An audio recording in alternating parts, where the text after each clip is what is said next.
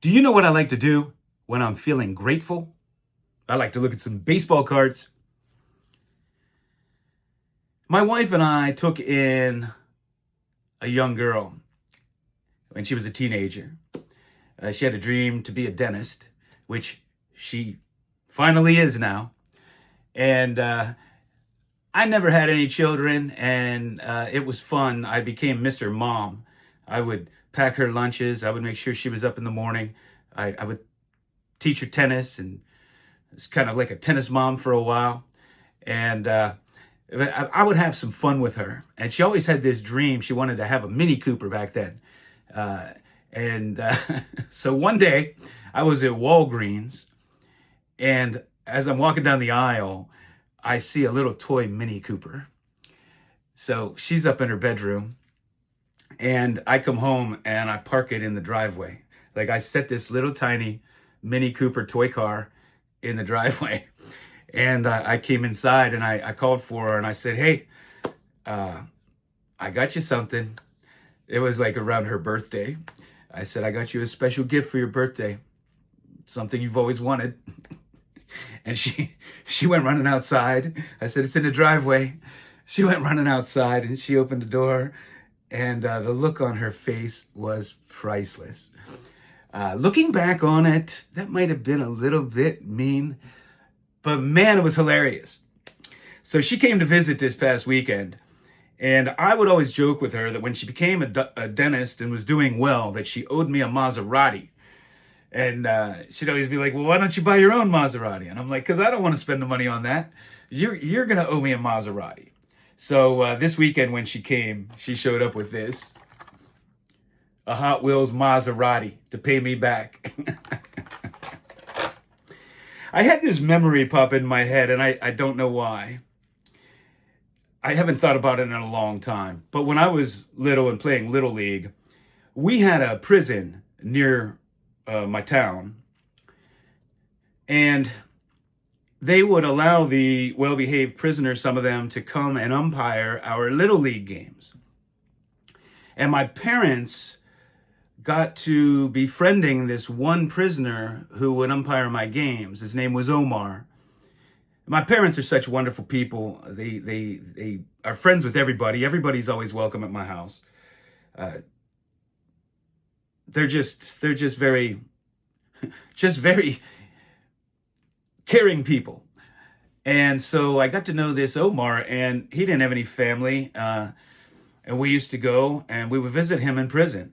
And we would go to the family picnics, and I would learn how to shoot pool from the prisoners, how to hustle.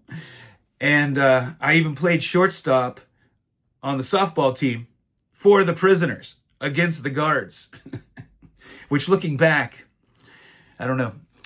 But I got to know him, and he was, in jail. I don't know what he did specifically. I don't even know if he told me the whole story, but got into an altercation with somebody over something stupid. And he told me something that always stuck with me. And I forget what we were saying, or I said I hated something, I hated someone. And he said, "I don't hate anyone." He said, "Don't ever hate anyone. Look at me. I'm in here because of hate. And it doesn't do anything but hurt yourself." When you hate somebody, putting all that energy into hating somebody or hating something, it's almost like stabbing yourself and expecting somebody else to bleed. It does more damage to you than it does to anybody else. Other people might not even know you hate them. I think it's important to think about that here on social media, because there's a lot of hate that spews around. I don't know why that thought popped into my head of Omar. I haven't thought about him in a long time. And when I go visit him, he gave me these albums of his. One was called, what was it? Bounce, Rock, Skate, Roll. It was an old disco album. And one was One in a Million by Larry Graham. Great song. Now, Omar was black, and he came from the inner city of Philadelphia. I was a little Italian kid in an all-white area, and we just came from two totally different worlds. And I looked up to Omar, because he represented something that was different, and I respected him. He was like a philosopher, and he would always give me good advice. Looking back on it, it was all very good advice, and I really looked up to him. And I never thought about it until today. But he was in a jail cell with just a record player and a couple records. And what a sacrifice that must have been for him to give me those records. I never thought about it when I was little. That's all he had. So, good memories. Today, I got a dream card. It is a card I have wanted nearly my whole life. From the first time I saw it in that Burt Randolph book with the cutouts. How many of you got that as a kid? I remember I was at Westmoreland Mall in my hometown of Greensburg, and we had a Walden bookstore. And that's where I would go, and I would get all my baseball books. And back then, you couldn't really find too many baseball card books. They were just starting to come out. And I remember seeing this thing sitting up. They would have that table there with the sale items. And I thought I died and went to heaven. I had never seen these old cards before.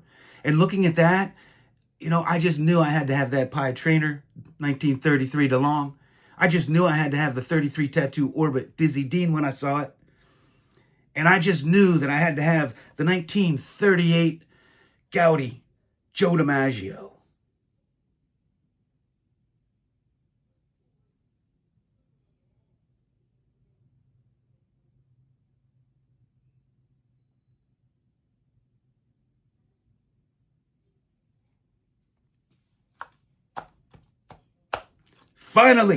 I finally got it.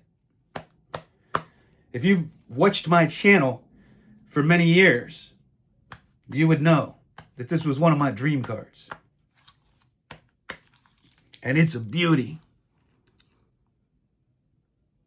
The registration on this is insane.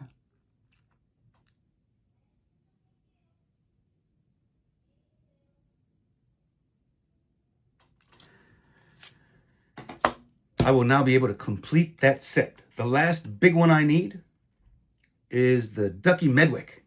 It's the last big one I need. And I only need, I think, 2 other ones. I have this beautiful Bob Feller. And the Bobby Doerr rookie.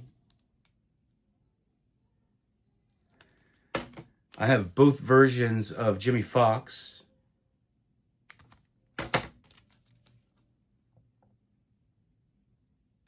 And this beautiful Hank Greenberg. And Charlie Gehringer. Ernie Lombardi. Now they have the squiggles and the not squiggles. I would have taken a Joe DiMaggio any way it came, but I did prefer, if I had an even choice, the squiggles or the cartoons, whatever you want to call them. Here's Al Lopez.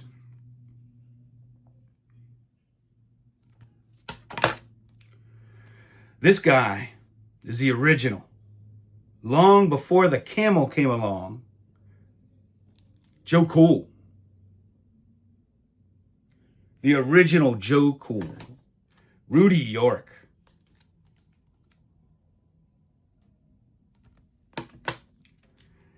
Here is Pete Fox.